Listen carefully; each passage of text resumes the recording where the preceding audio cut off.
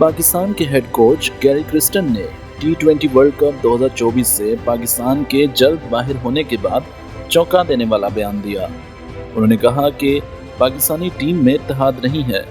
वो इसे एक टीम कहते हैं, लेकिन ये एक टीम नहीं है। वो एक दूसरे को सपोर्ट नहीं करते।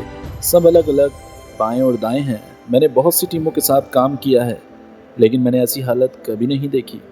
दूसरी तरफ इंडिया के साबका मायनाज ऑफ स्पिनर हरभजन सिंह ने पाकिस्तानी क्रिकेट टीम के हेड कोच गैरी क्रिस्टन को मशवरा दिया है कि वो पाकिस्तानी टीम की कोचिंग से इस्तीफा दे दें। हम आपको इंडियन क्रिकेट टीम की कोचिंग ऑफर करते हैं।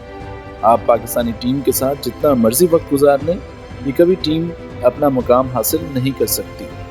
पाकिस्तानी टीम के खिलाड़ी अपने मुल्क के साथ ही मुखलिस नहीं, तो वो आपके साथ क्या मुखलिस होंगे।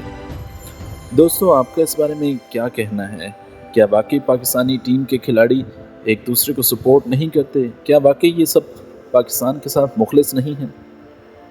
कमेंट बॉक्स में अपनी राय का इजहार ज़रूर करें। शुक्रिया।